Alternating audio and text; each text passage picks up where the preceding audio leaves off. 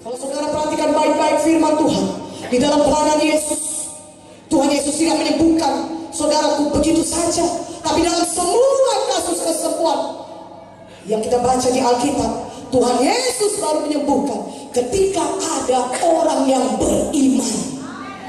Ketika orang datang beriman kepada Yesus, maka Tuhan menyembuhkan mereka yang beriman. Tuhan tidak berkata, kalau saudara baca, imanku, Tuhan tidak berkata kuasaku menyembuhkan engkau, kuasaku menyelamatkan engkau, tapi Tuhan Yesus berkata imanmu telah menyelamatkan engkau. Iman, kita harus punya iman, katakan amin. Tuhan Yesus belum menyembuhkan sebelum dia melihat iman orang tersebut, sebelum dia melihat ucapan iman atau tindakan orang tersebut. Tuhan Yesus baru menyembuhkan ketika dia melihat iman, saudara. Saya tunjukkan kepada saudara Markus 2. Biarlah kita semuanya pulang dengan berkat Tuhan pada malam hari ini. Biarlah kita semuanya punya iman, katakan amin. Lebih kuat aminnya, katakan amin. Haleluya. Markus 2, saudaraku. Markus 2 ayat 1 sampai 12, saudaraku yang kekasih dalam nama Yesus. Markus 2 ayat 1 sampai 12 saya bacakan. Saudara boleh lihat Alkitab saudara. Orang lumpuh disembuhkan. Kemudian sesudah lewat beberapa hari, waktu Yesus datang lagi ke Kapernaum, tersiarlah kabar bahwa ia ada di rumah. Maka datanglah orang-orang berkerumun sehingga tidak ada lagi tempat, bahkan dibuka pintu pun tidak. Sementara ia memberitakan firman kepada mereka. Ada orang-orang datang membawa kepada seorang lumpuh, digotong oleh 4 orang. Tapi mereka tidak dapat membawanya kepadanya karena orang banyak itu. Lalu mereka membuka atap yang di atasnya. Sesudah terbuka mereka menurunkan tilam, tempat orang lumpuh itu terbaring. Ketika Yesus melihat iman mereka, berkatalah ia kepada orang lumpuh itu, "Hai anakku, dosamu sudah diampuni." Tetapi di situ ada juga duduk beberapa ahli Taurat. Mereka berpikir dalam hatinya, mengapa orang ini berkata begitu? Ia menghujat Allah. Siapa yang dapat mengampuni dosa selain daripada Allah sendiri? Tapi Yesus segera mengetahui dalam hatinya bahwa mereka berpikir demikian. Lalu ia berkata kepada mereka, "Mengapa kamu berpikir begitu dalam hatimu? Manakah lebih mudah mengatakan kepada orang lumpuh ini, dosamu sudah diampuni, atau mengatakan, bangunlah, angkatlah tilammu dan berjalan? Tapi supaya kamu tahu bahwa di dunia ini anak manusia berkuasa mengampuni dosa." Berkatalah ia kepada orang lumpuh itu, "Kepadamu kukatakan, bangunlah, angkatlah tempat tidurmu dan pulanglah ke rumahmu." Dan orang itu pun bangun, segera mengangkat tempat tidurnya dan pergi keluar di hadapan orang-orang itu, sehingga mereka semua takjub lalu memuliakan Allah. Katanya, yang begini belum pernah kita lihat. Haleluya. Katakan haleluya. Saudara, saya mau mengatakan kepada saudara tindakan iman orang lumpuh ini.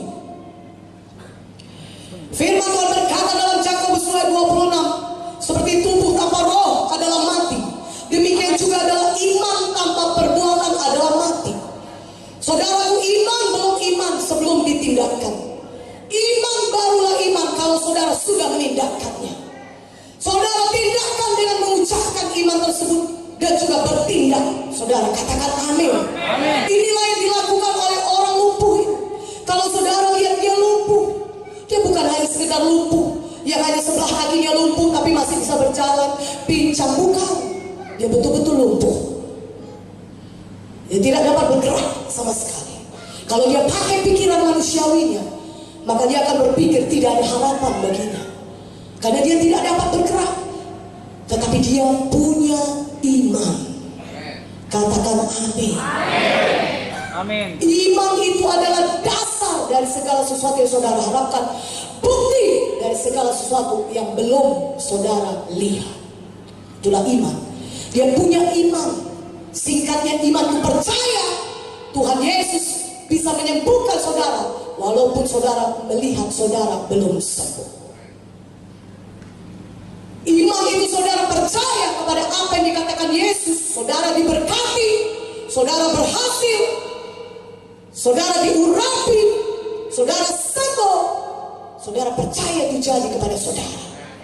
Walaupun pada saat saudara mengucapkannya, saudara masih mengalami banyak persoalan dalam hidup saudara. Tapi iman adalah percaya bahwasanya firman Tuhan sudah digenapi dalam hidup saudara. Katakan amin. Amin. Orang lumpuh ini punya iman.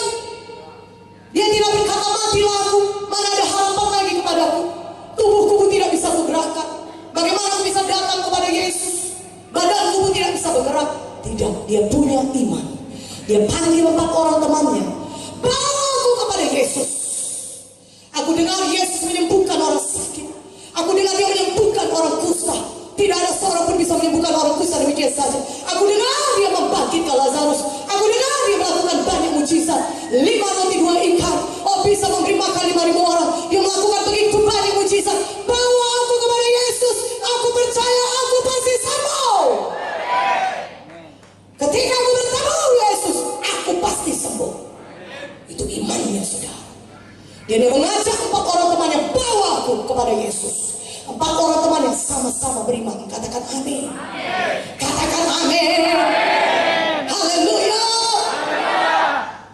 Amin. Kalau saya tanya kepada saudara, maukah saudara disembuhkan? Mungkin saudara akan menjawab saya, untuk itulah saya datang ke KKR ini, Bu, supaya saya bisa sembuh. Saya sudah datang kepada banyak dokter tapi saya tidak sembuh. Untuk itulah saya datang ke KKR supaya saya bisa sembuh.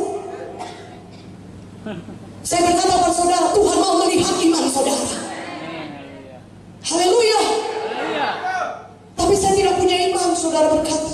Doakanlah saya supaya punya iman, saudara berkata. Bisakah seseorang yang sakit disembuhkan oleh iman orang lain? Jawabannya bisa. Tapi kalau saudara misalnya di KKR ini, saudara merasakan kesembuhan, pendeta berdoa bagi saudara, dan saudara merasakan saudara sembuh, saudara merasakan gejala hilang, penyakit saudara berkurang, saudara rasakan itu kesembuhan mujizat memang terjadi bagi saudara.